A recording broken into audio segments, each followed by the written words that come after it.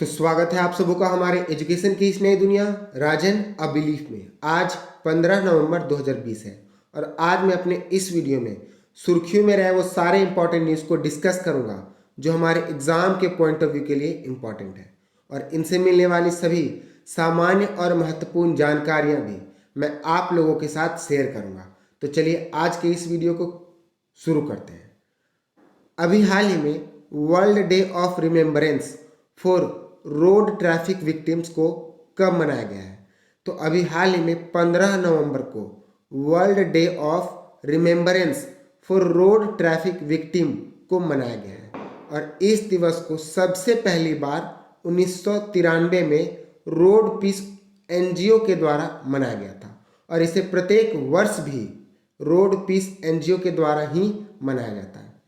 और इस वर्ष 2020 में world day of remembrance for road traffic victim का थीम फर्स्ट रिस्पॉन्डर्स है। तो क्वेश्चन नंबर 1 का ऑप्शन ए सही है। अब बात इंपॉर्टेंट डेज की है, तो मैं ऑप्शन से रिलेट करके कुछ इंपॉर्टेंट डेज को आप लोगों को रिवाइज कराता हूँ। 12 नवंबर को विश्व निमोनिया दिवस और उसके साथ साथ जन प्रसारण दिवस मनाया गया। अगर बात 13 नवंबर की करें तो 13 नवंबर को वर्ल्ड काइंडनेस डे और उसके साथ साथ राष्ट्रीय आयुर्वेद दिवस मनाया गया। अब बात अगर 14 नवंबर की करें तो 14 नवंबर को वर्ल्ड डायबिटीज़ डे और उसके साथ साथ हमारे देश भारत में बाल दिवस भी मनाया गया। तो इस क्वेश्चन से हमें इतनी जानकारी मिलती है। नेक्स्ट क्वेश्चन, अभी हाल ही में किस राज्य में मिशन रोजगार नामक अभियान को शुरू किया गया है?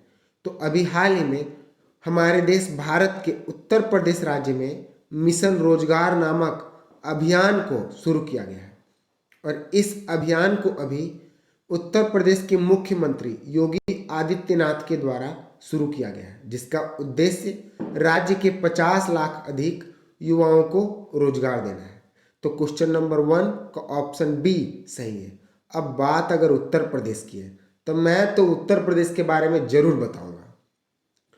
ये रहा मैप में उत्तर प्रदेश। उत्तर प्रदेश की राजधानी लखनऊ, उत्तर प्रदेश के मुख्यमंत्री योगी आदित्यनाथ, उत्तर प्रदेश के गवर्नर आनंदीबेन पटेल, उत्तर प्रदेश की विधानसभा में 403 सीटें हैं, लोकसभा में 80 सीटें हैं और राज्यसभा में 31 सीटें हैं। अगर हम बात उत्तर प्रदेश का राजकीय पशु की बात करें तो बारहसिंगा, पक्षी सारस क्रेन, पुष्प पलाश और उत्तर प्रदेश का वृक्ष अशोक का वृक्ष है। नेक्स्ट क्वेश्चन, अभी हाल ही में किसे म्यांमार का स्टेट काउंसलर चुना गया है? तो अभी हाल ही में आंग सान सू की को म्यांमार का स्टेट काउंसलर चुना गया है, और इन्हें अभी national league of democracy party के द्वारा म्यांमार का स्टेट काउंसलर के रूप में चुना गया। तो क्वेश्चन नंबर 3 का ऑप्शन बी सही है। अब बात यह है कि स्टेट काउंसलर मतलब होता क्या है?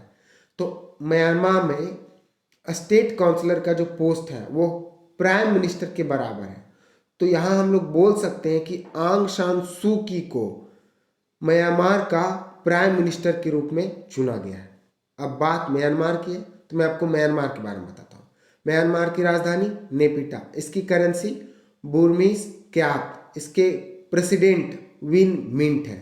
नेक्स्ट क्वेश्चन, अभी हाल ही में किस राज्य के लोनार झील को रामसर स्थल के लिए चुना गया है? तो अभी हाल ही में महाराष्ट्र राज्य के लोनार झील को रामसर स्थल के रूप में चुना गया है, और इस स्थल को रामसर संधि के तहत अंतर्राष्ट्रीय महत्व की दलदली भूमि के रूप में चुना गया है। अगर हम लोग बात लोनार झील की करें तो यह खारे पानी का एक झील है जो कि महाराष्ट्र के बुलढाना जिले में स्थित है, और इसका निर्माण पृथ्वी पर उल्का पिंड के गिरने से हुआ था। अच्छा, अब बात रामसर स्थल की है। तो रामसर स्थल रामसर समझौते के अंतर्गत घोषित किया जाता है। रामसर समझौते को 1971 में किया गया था, और इसका नामकरण ईरान के कैस्पियन सागर के तट पर स्थित शहर पर किया गया है, क्योंकि यहीं पे इस समझौते को किया गया था। अच्छा, इसमें होता क्या है?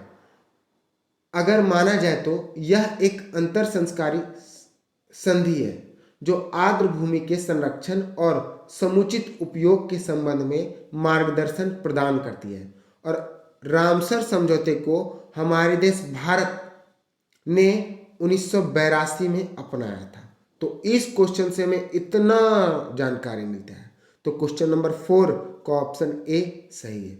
अभी इसके बारे में और जानकारी मिलेगी क्योंकि अब मैं आपको महाराष्ट्र के बारे में बताने लगा। अब बात महाराष्ट्र की है।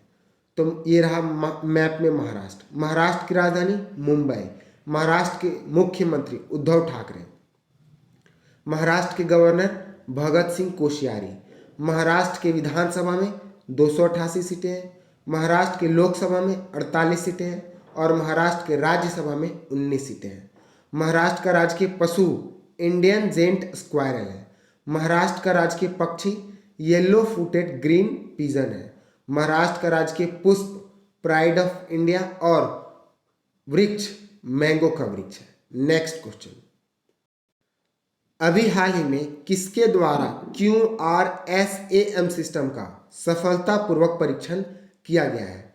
तो अभी हाल ही में DRDO के द्वारा QRSAM सिस्टम का सफलतापूर्वक परीक्षण किया गया है। और अभी इस परीक्षण का परीक्षण उड़ीसा के बालासोर में किया गया है। अगर इसके बारे में बात करें तो यह एक single stage solid propellant rocket motor से संचालित मिसाइल है। अगर इसका फुल फॉर्म की बात करें तो इसका full form quick reaction surface to air missile है। इसके नाम से ही पता चल जा रहा है कि यह जो मिसाइल है इसका प्रयोग सरफेस से किसी भी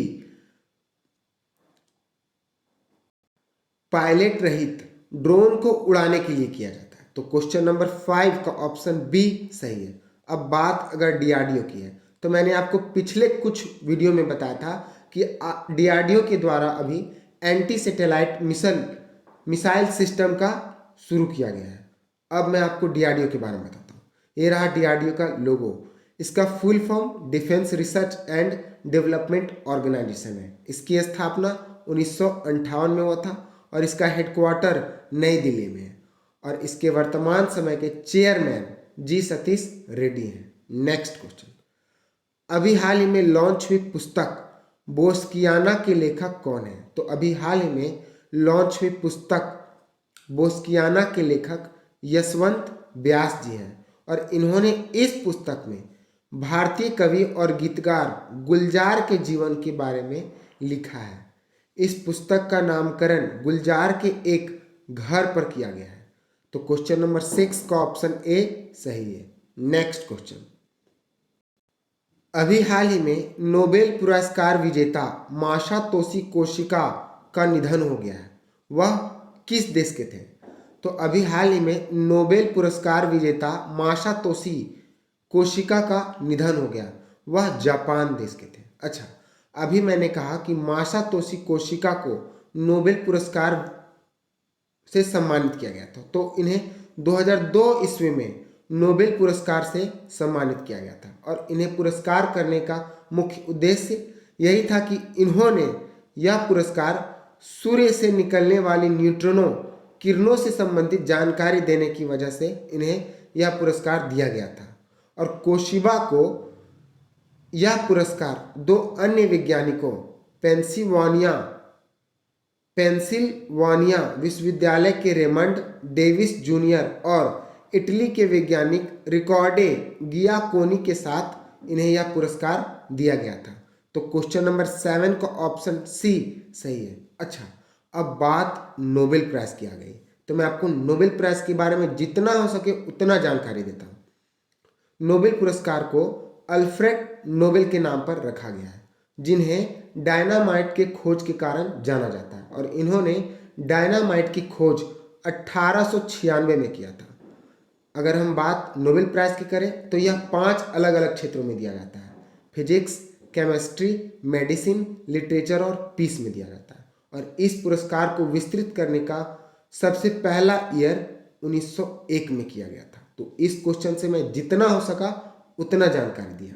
नेक्स्ट क्वेश्चन, अभी हाल ही में किसके द्वारा ऑस्ट्रेलिया भारत जल केंद्र का उद्घाटन किया गया है? तो अभी हाल ही में गजेंद्र सिंह शेखावत के द्वारा ऑस्ट्रेलिया भारत जल केंद्र का ई उद्घाटन किया गया है, जिसका उद्देश्य भारत और ऑस्ट्रेलिया के बीच पानी से संबंधित अनुसंधान, शिक्षण और प्रशिक्षण को बढ़ावा देना है। तो क्वेश्चन नंबर 8 का ऑप्शन ए सही है।